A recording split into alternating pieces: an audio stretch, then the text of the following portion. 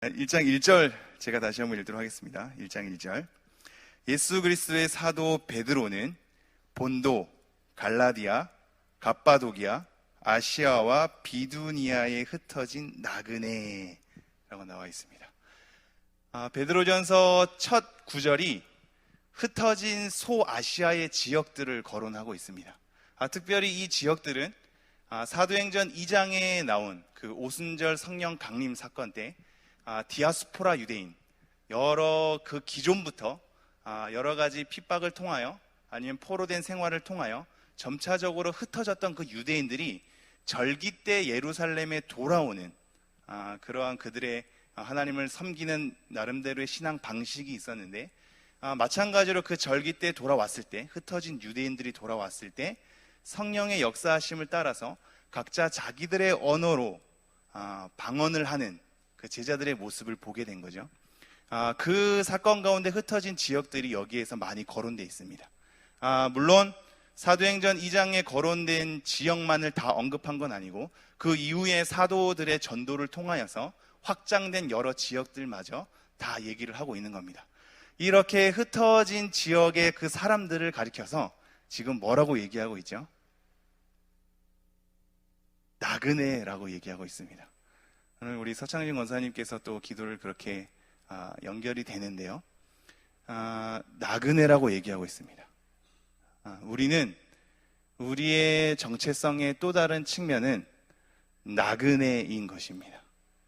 나그네. 지금 이들의 삶을 잠깐 한번 이해를 해볼까요? 흩어진 유대인들의 삶이 마냥 즐거운 삶이 아니었겠죠.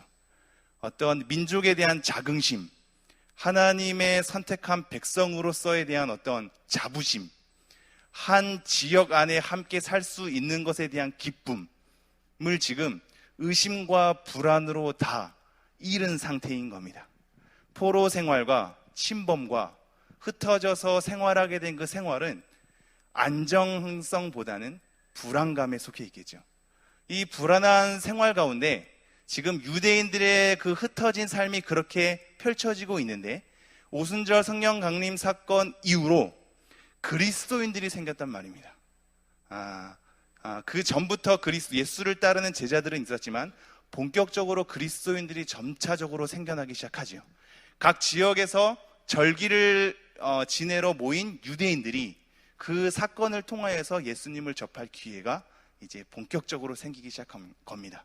그리고 이후에 제자들이 본격적으로 전도를 하면서 흩어지게 되죠. 이 흩어짐은 단순히 전도를 위한 목적으로 흩어진 게 아니라 사실상 유대인들이 그 예수님을 따르는 사람들을 핍박한 걸 통해서 흩어진 겁니다. 그리고 그 이후에는 본격적으로는 네로 황제 때부터인데요. 본격적으로 황제가, 그러니까 로마 쪽에서 그 기독교인들을 박해하는 게 시작이 된 거죠. 박해와 더불어서 전도가 펼쳐진 것을 생각해 보십시오. 마냥 그 걸음이 기쁜 걸음일 수는 없는 겁니다. 지금 흩어진 그 흩어짐이 굉장히 불안하고 초조하고 억울하고 나름대로 비참한 삶의 연속 가운데, 그럼에도 불구하고 예수님께 붙들림 받은 자들이 복음에 휩싸여서 말씀이 자기를 사로잡아서 그렇게 흩어진 지역에서 하나님의 말씀을 전하며 예수 그리스도를 전파하게 된 것이죠.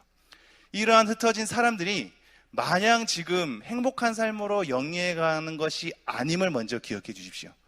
흩어진 자들의 삶은 또다시 흩어질 수 있다라는 위기감, 그 속에 계속 뿌리 내릴 수 없겠다라는 이질감, 그죠? 자기의 고향이 아니고 자기를 이해할 수 있는 민족이 곁에 있는 것도 아니고 늘 이방인으로서, 늘 사람들의 눈총을 보는 사람으로서 자기에 대한 소유와 자기에 대한 정착으로 안정감을 꾀할 수 없는 상태, 그게 흩어진 사람들의 특징 아니겠습니까? 이게 부천 지역에도 밑에 지방에서 올라오시는 분들 많죠. 부천이나 인천. 제가 지금 살고 있는 곳이 이제 부천인데요.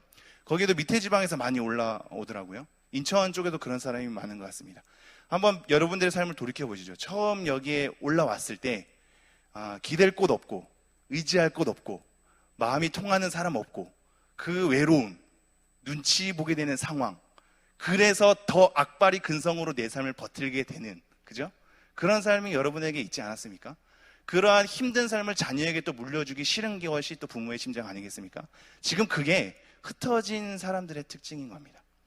자기를 이해할 수 있는 본토를 떠나서 이해를 받지 못하는 굉장히 각박한, 너무나 현실적인 삶 가운데 나의 삶이 던져진 겁니다. 이러한 흩어진 사람들을 지금 나그네라고 하고 있습니다. 우리의 삶은 본질적으로 나그네인 것입니다. 나그네의 특징은 자기 소유로 오랫동안 정착할 수 없다라는 특징이죠. 언젠가는 떠날 수 있는, 아니 언젠가는 떠나야 하는, 내 소유로 많은 것에 대한 안정감을 누리지 못하는 상태, 이동할 수 있고 그러기에 불안하고, 그러기에 사람들을 무조건 신뢰할 수 없고, 그러기에 더 나아가서 관계가 정상적으로 맺어지지 않는 상태가 되는 겁니다. 관계가 왜 정상적으로 맺어지지 않을까요? 저 사람이 나를 어떻게 할지도 모른다는 의심과 더불어서 내가 언젠간 떠날지도 모르는데 이 사람과 굳이 관계를 맺어서 뭐하나에 대한 체념입니다. 그렇지 않습니까?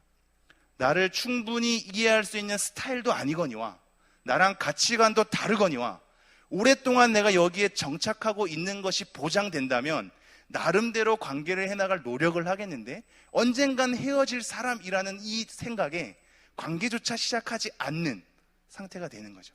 그게 나그네입니다. 나그네의 특징입니다. 그리스도인들도 그런 것입니다.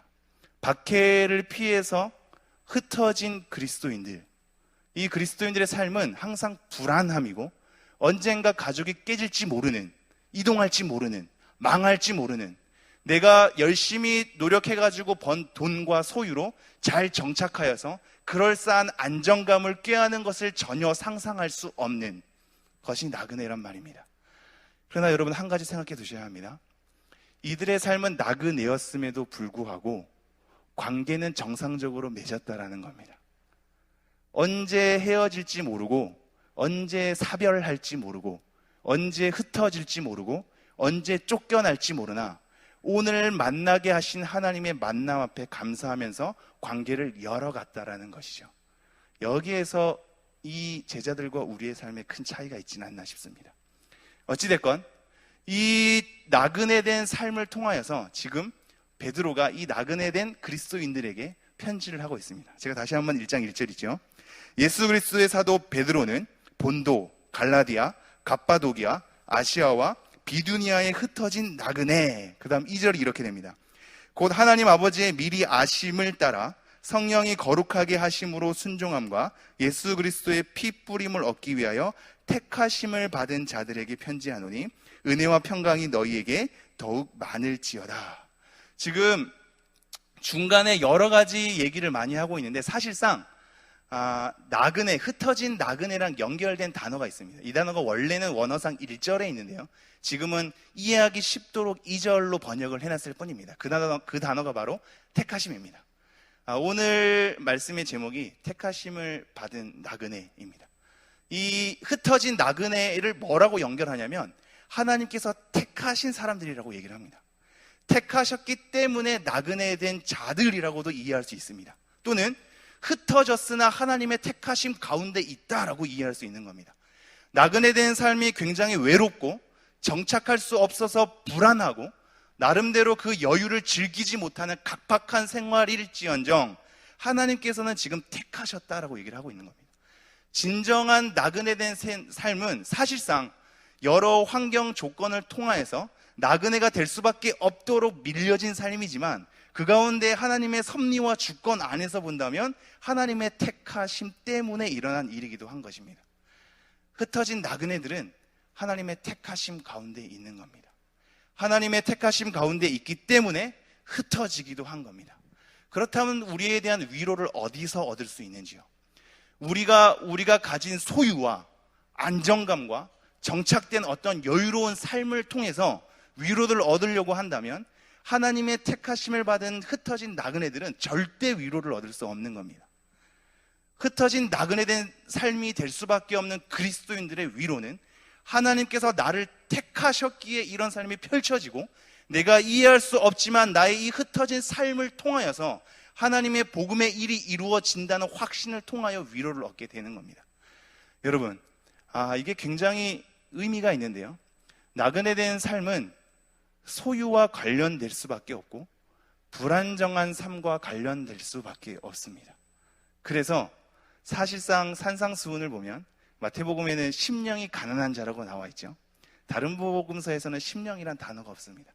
가난한 자는 복이 있나니라. 그러니까 심령이 가난한 것과 물질적 가난함은 별개가 아닐 때가 많은 겁니다. 하나님과 재물을 겸하여 섬길 수 없다는 말이 이래서 나오는 겁니다.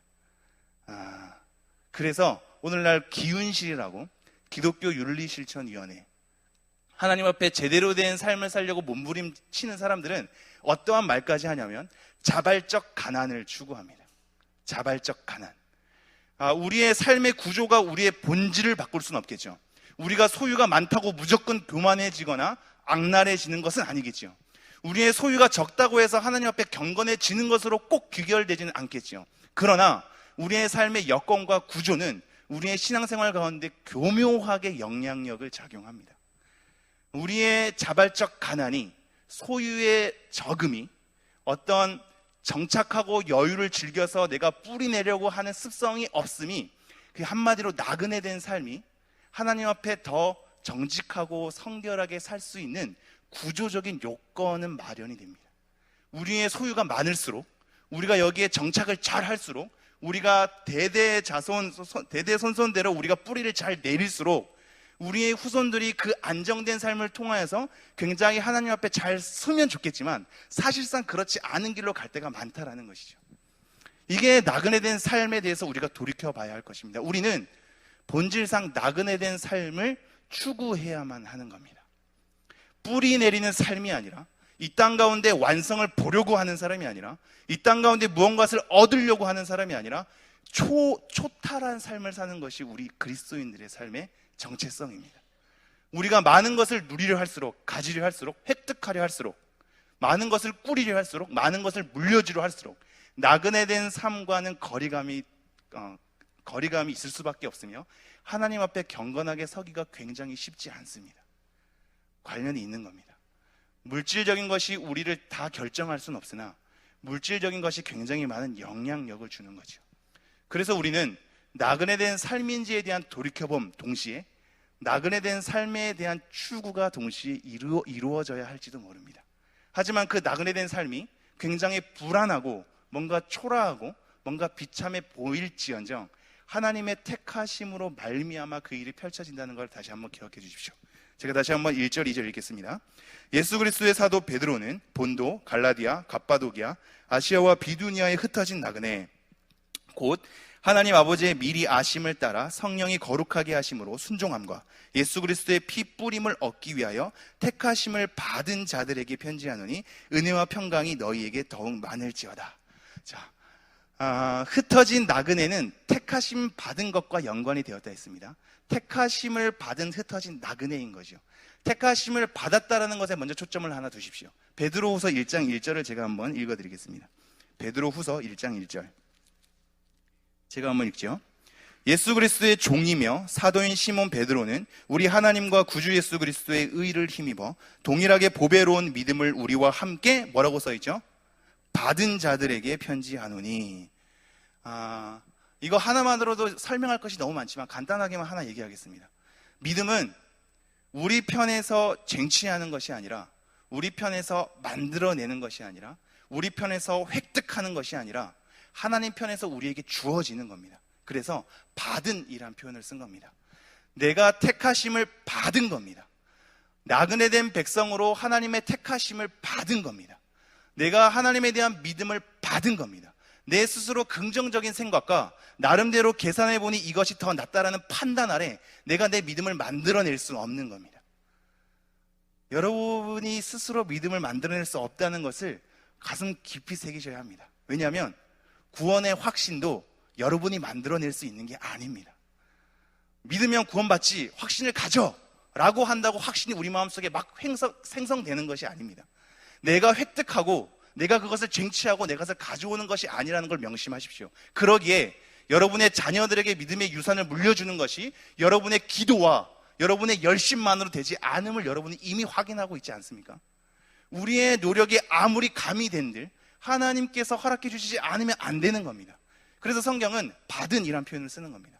택하심을 받은, 믿음을 받은, 우리 스스로 만들어낼 수 없는, 그러기에 은혜라고 표현을 하는 거죠. 그러기에 구원도 은혜가 될 수 있습니다. 내가 믿음을 스스로 획득해서 구원이 가져다 준다면 내가 믿었기 때문이고, 그렇다면 그 구원은 내가 믿은 나의 결정에 따라 만들어진 거니 그것은 은혜가 될 수 없는 겁니다. 내가 믿었기 때문에 나의 공로를 통하여 구원이 주어지는 것으로 결정이 되는 거죠. 믿음은 하나님께 받는 겁니다. 우리의 몸부림을 통하여 하나님께서 허락해 주기를 소망할 뿐인 거죠.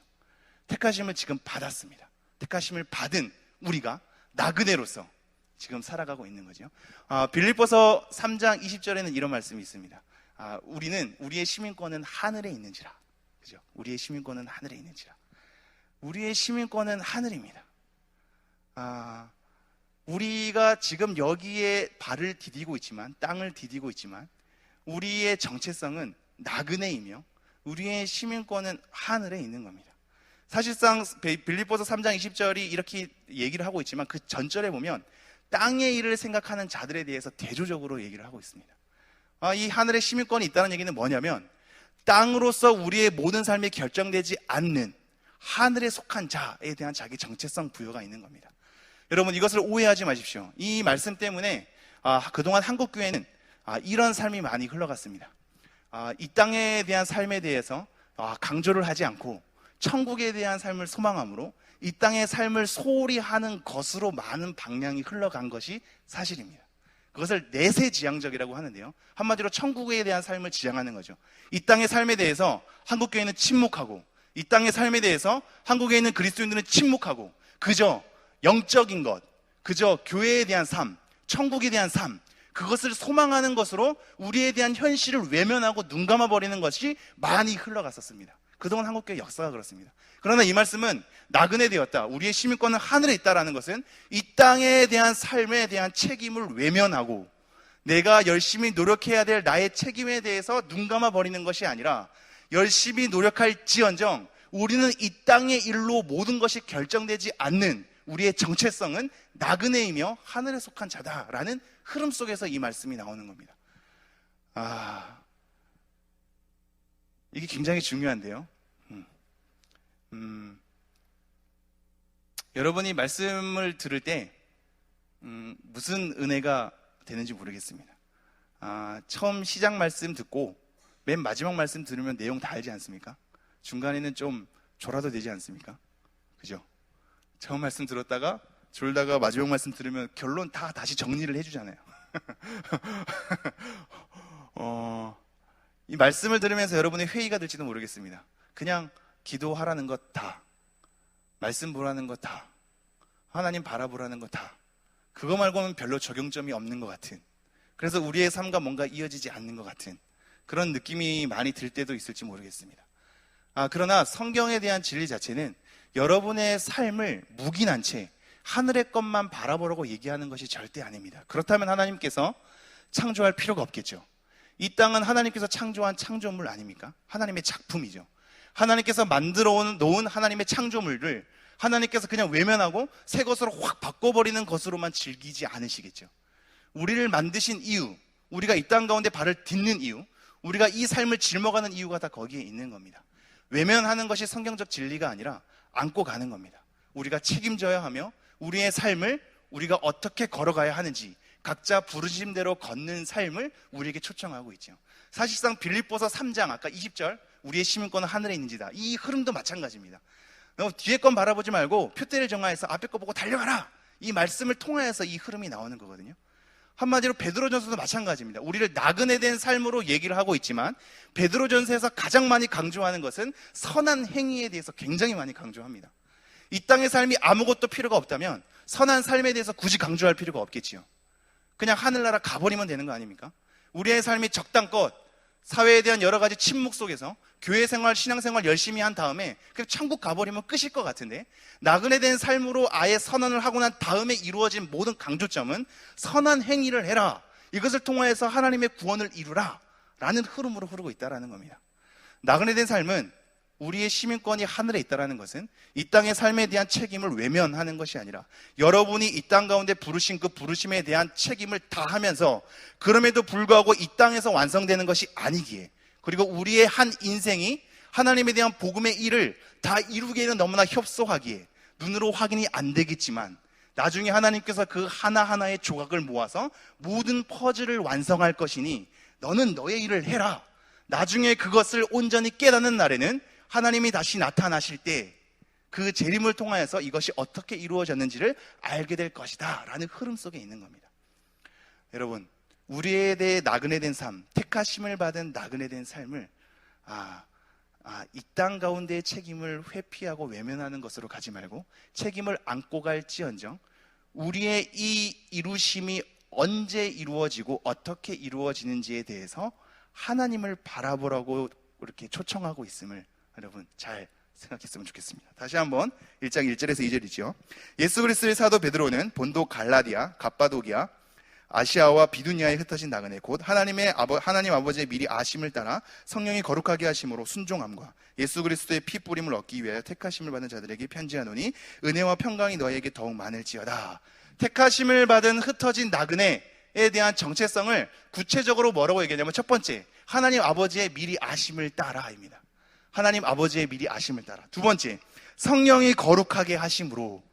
이게 눈에 조금 잘 들어오셔야 됩니다, 여러분은. 왜냐하면 그동안 우리가 수요예배 때 저와 같이 말씀 나눈 것에 대한 흐름을 보면 예수님의 일하심, 성령님의 일하심 이런 거 다 한번 살펴보지 않았습니까? 지금 한 가지의 사건이 우리에게 던져지게 될 때 성부 하나님과 성자 하나님과 성령 하나님께서 어떠한 일을 일하셨는지 사실상 굉장히 세밀하게 잘 적어두고 있습니다. 우리는 이렇게 단순하게 생각하죠. 예수님 믿으세요. 그러면 구원받아요. 행복해져요. 그래요? 난 믿는데요? 믿으면 구원받은 거예요. 단순하게 이렇게 가죠. 내가 믿으니까 뭔가 구원이 다 당연하게 귀결되는 것처럼 너무나 단순화시킵니다. 그러나 이 구원에 대한 우리의 믿음에 대한 초점은 하나님의 일하심 속에 있습니다.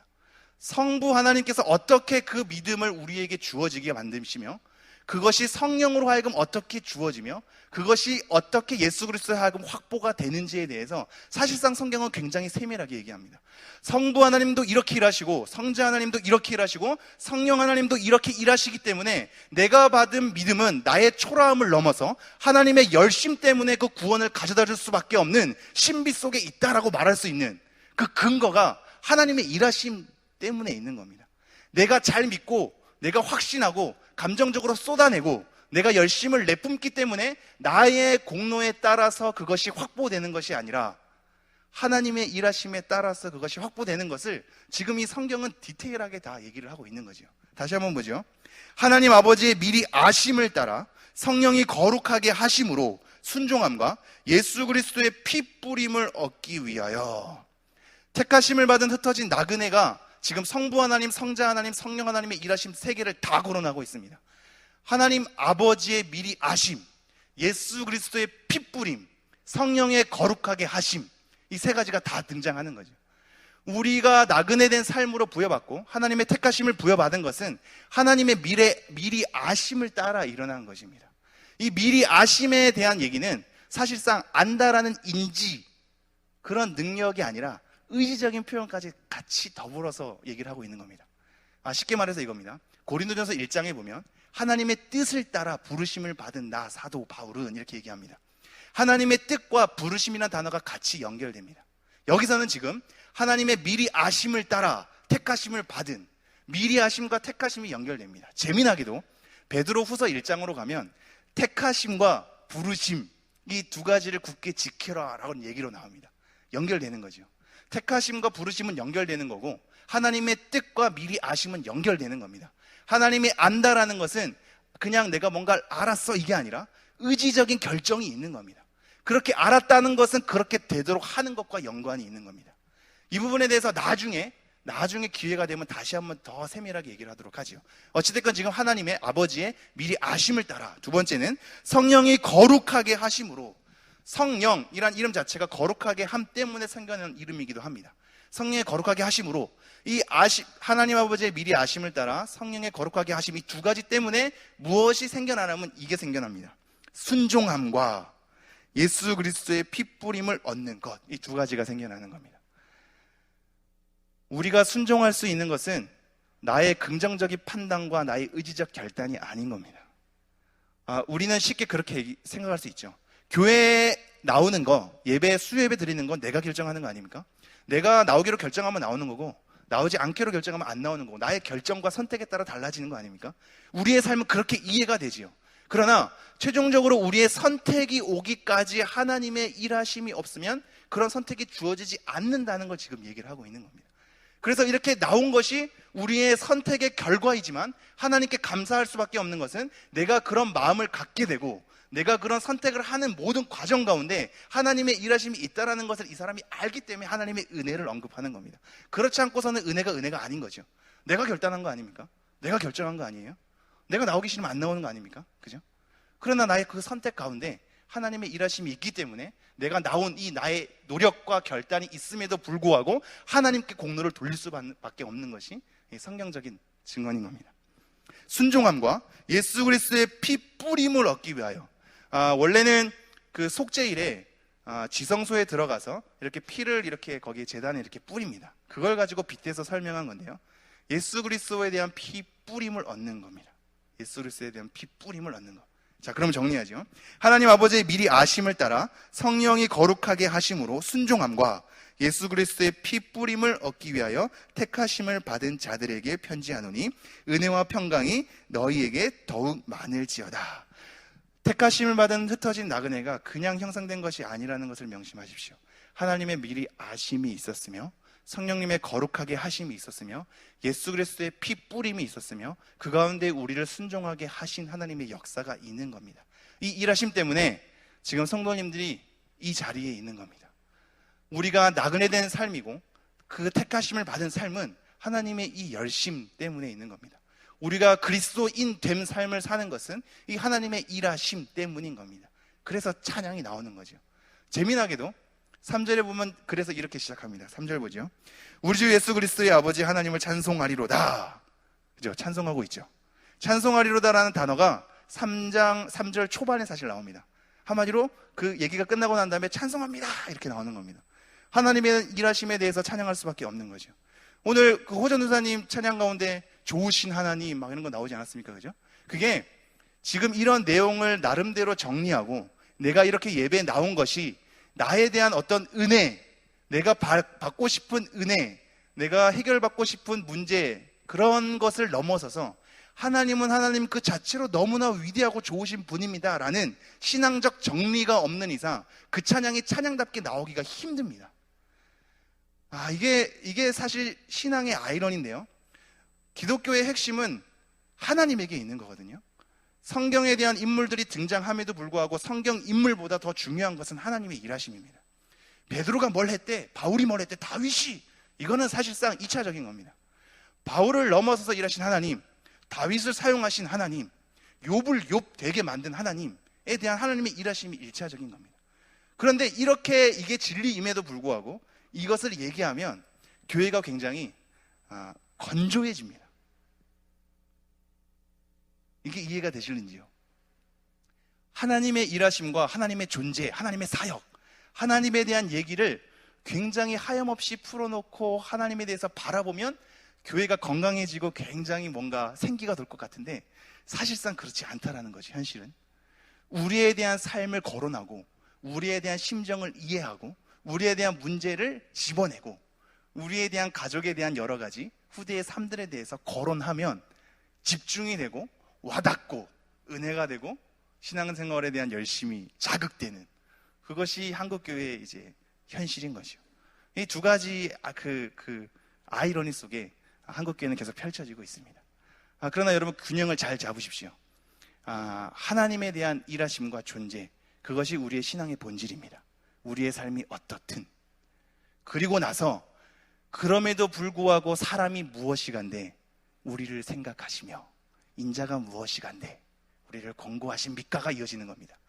내가 아무것도 아니어서 나 없이도 하나님의 일하시면 펼쳐지는데, 그럼에도 불구하고 나를 구원하시고 나를 미리 아셔서 예수님의 핏부림을 얻게 하시고 성령으로 거룩하게 하신 다음에 순종하게 하셔서 나를 나그네 된 백성으로 삼으시다니요. 여기서 우리의 삶이 강조가 되는 겁니다.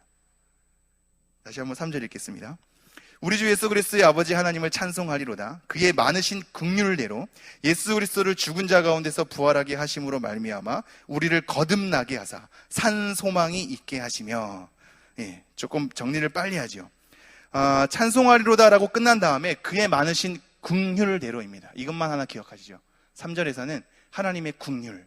지금 우리가 나그네 된 백성으로 택하심 받은 자로서 이 자리에 서기까지는 하나님의 긍휼이 있었다라고 얘기하는 겁니다. 하나님의 긍휼, 그 길이 어떤 게 있었냐? 예수 그리스도를 죽은 자 가운데서 부활하게 하심으로 말미암아 우리를 거듭나게 하사 산 소망이 있게 하시며입니다. 하나님의 긍휼대로 우리를 거듭나게 하신 겁니다. 하나님의 긍휼을 따라서 예수 그리스도의 죽으심이 그리고 살리심이 있게 된 겁니다. 우리의 거듭남이 하나님의 긍휼을 따라서 생성되며 그 거듭남이 향하는 목적이 뭐냐면 산 소망이 있게 하는 겁니다. 산 소망. 그리고 4절 썩지 않고 더럽지 않고 쇠하지 아니하는 유업을 있게 하시는 겁니다. 이 두 가지. 하나님의 긍휼대로 거듭남이 있게 하는 목적이 뭐냐면 산 소망이 있게 하는 것, 그리고 썩지 않은 유업을 있게 하는 것, 이겁니다. 하나님의 긍휼을 따라서 우리가 얻게 되는 것이 이거랍니다. 산 소망이 있는 걸음으로 우리를 거듭나게 하는 것, 그리고 썩지 아니할 유업으로 우리를 있게 하는 것, 이것이 하나님의 긍휼로 말미암아 주어진답니다. 자, 그리고 4절 후반절 읽겠습니다. 썩지 않고 더럽지 않고 쇠하지 아니하는 유업을 있게 하시나니 곧 너희를 위하여 하늘에 간직하신 것이라. 하늘에 간직하신 것이라. 고린도후서 7장 1절 잠깐만 제가 읽지요. 시간이 좀 가서 생략하려고 했는데요.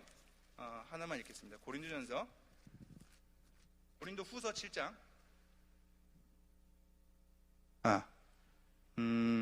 고린도후서 5장 1절입니다. 5장 1절.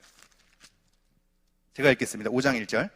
만일 땅에 있는 우리의 장막 집이 무너지면 하나님께서 지으신 집 곧 손으로 지은 것이 아니요 하늘에 있는 영원한 집이 우리에게 있는 줄 아느니라.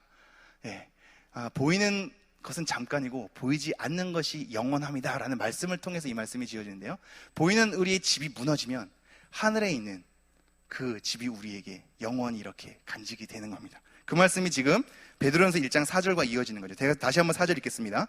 썩지 않고 더럽지 않고 쇠하지 아니하는 유업을 있게 하시나니 곧 너희를 위하여 하늘에 간직하신 것이라. 5절 너희는 말세에 나타내기로 예비하신 구원을 얻기 위하여 믿음으로 말미암아 하나님의 능력으로 보호하심을 받았느니라. 이것도 간단하게만 정리하죠. 지금 말세라는 단어는 유의해야 될 사항이 있습니다. 무슨 지진이 일어나거나 자연재해가 일어나면 우리는 다 말세라고 자꾸 얘기하죠. 근데 그때의 말세는 여기 말세랑은 다른 겁니다. 이때는 정말 끝의 때를 얘기하는 겁니다. 한마디로 재림에 대한 것을 얘기하는 거고요. 뭔가 오실 징조가 보이는 마지막 날에 대한 의미는 예수님이 오시고 난 이후부터 지금까지가 다 말세인 겁니다. 마지막 날인 거예요. 뭔가 자연재해가 생긴다고 그거 보면서 역시 이제 때가 됐어, 우리 말세야 라고 하는 게 아니라 늘 말세였습니다. 늘 말세였고 말세의 마지막에 여러 가지 징조가 완성이 될 때 끝의 때가 오는 거죠. 지금 여기서는 끝의 때입니다. 한마디로 재림인데, 너희는 말세에 나타내기로 예비하신 구원을 얻기에, 완성된 구원이죠. 구원을 얻기 위하여 믿음으로 말미암아 하나님의 능력으로 보호하심을 받았느니라. 지금 택하심을 받은 나그네 된 백성이 어떠한 삶으로 이어지는지 계속 강조를 하고 있습니다. 하나님의 긍휼하심을 따라 거듭나게 되고 산 소망이 있고 나중에 여러 가지 썩지 않는 유업을 잊게 되는 삶. 그리고 나서 얘기하는 게 하나님의 능력으로 말미암아 보호를 받는 삶이다. 흩어진 나그네들아, 너희가 초라하고 너의 소유가 없고 늘 불안정하고 언제 떠날지 모르는 각박한 현실 가운데 너네들의 삶이 고난할지 모르나 하나님의 긍휼을 따라서 너네들의 택하심을 입었고 산 소망이 있게 하셨고 썩지 않은 유업을 잊게 하셨고 하나님의 능력으로 보호하심을 입은 사람이다 라고 얘기를 하는 겁니다. 얼마 전에 소천하신 나소봉 권사님의 삶도 적용이 되는 겁니다. 그분의 삶에 대해서 뭔가 이룬 것이 없고 뭔가 우리가 나타난 것이 없다고 판단할지도 모르겠습니다. 그러나 그렇지 않습니다. 나그네 된 삶처럼 뭔가 내려놓고 가는 삶이 아무것도 아닌 것처럼, 허무한 것처럼, 어두운 것처럼 우리 눈앞엔 그렇게 펼쳐질 수 있으나 하나님의 능력으로 보호하심을 입은 삶, 하나님의 택하심이 있는 삶, 썩지 않은 유업을 잊게 되는 삶, 산 소망으로 마지막 생애까지 나아가는 삶, 그것이 권사님의 삶 가운데 늘 하나님의 일하심 가운데 있었던 겁니다. 우리 눈엔 보이지 않죠. 판단이 되지 않죠. 그래서 의심되겠죠. 삶이 허무하게 느껴질 수 있겠죠. 그러나 그렇지 않습니다. 하나님의 사람, 나그네 된 백성, 초라하게 보일지언정, 이 땅 가운데 모든 보상이 이루어지지 않을지언정, 많은 것을 쌓는 것으로, 남들에게 보여주는 것으로, 나타내는 것으로, 자녀들이 잘 되는 것으로 확보되지 않을지언정 산 소망이 있는 사람이며 썩지 않은 유업을 잇는 사람이며 하나님의 능력으로 보호하심을 입은 사람이다. 이 사람에겐 하늘에 간직된 것을 나중에 그 유업을 잊게 할 것이다 라고 얘기를 하고 있는 겁니다. 6절 보겠습니다. 그러므로 너희가 이제 여러 가지 시험으로 말미암아 잠깐 근심하게 되지 않을 수 없으나 오히려 크게 기뻐하는도다. 이 말씀이 이제 이해가 되시죠? 우리에겐 나그네 된 삶은 근심이 있을 수밖에 없습니다. 어렵죠? 힘들지요? 근심이 있을 수밖에 없는 삶인 겁니다. 어려운 삶인 거고 안정됨으로 이 땅에서의 삶으로 우리의 삶을 다 끄집어낼 수 없는 겁니다. 그럼에도 불구하고 기뻐할 수 있는 것은 이러한 하나님의 일하심과 하나님께서 주시기로 약속한 약속의 내용이 있기 때문입니다. 7절 너희 믿음의 확실함은 불로 연단하여도 없어질 금보다 더 귀하여 예수 그리스도께서 나타내실 때에 칭찬과 영광과 존귀를 얻게 할 것이니라. 불로 연단하여도 나중에 금은 없어지게 됩니다. 아무리 고귀한 여러 가지 작업의 과정을 겪어서 고귀한 정금으로 태어난다 할지라도 그 가치가 이 땅 가운데서 엄청나게 인정받는 것으로 우리를 현혹시킨다 할지라도 그 금은 결국은 없어지는 것이고 우리의 삶은, 우리의 믿음은 더 귀하여 나중에 그리스도께서 나타나실 때 칭찬과 영광과 존귀로 우리를 더딥혀 줄 것입니다. 이 믿음의 확실함에 대한 확실함의 단어는 사실상 연단이랑 단어랑 똑같습니다. 우리의 나그네 된 삶이 연단의 삶인 거고 그러기에 마음을 놓을 수 없고 안정을 취할 수 없고 계속적으로 각박한 현실 가운데 부딪히는 것 같고 남에게 인정받지 못하고 관계가 잘 맺어지지 않고 소홀히 할 수밖에 없는 초라한 삶이라 할지라도 하나님의 일하심이 있기에 하나님의 미리 아심이 있기에 예수 그리스도의 피 뿌림이 있기에 성령의 거룩하심이 있기에 우리를 거듭나게 하사 하나님의 긍휼을 부어주셔서 산 소망이 있게 하시고 썩지 않을 유업으로 있게 하시기에 하나님의 능력으로 우리를 보호하시기에 나중에 하늘에서 간직하는 것으로 우리에게 내려주시기에 예수 그리스도께서 나타나실 때 영광과 존귀로 우리를 더딥혀 주실 것이기에 우리의 삶이 연단이라 할지라도 우리는 그것을 바라보면서 이 땅 가운데 책임을 다하며 부르시는 그날까지 우리의 삶을 감당하면 된다 라고 얘기를 하고 있습니다. 기도하겠습니다.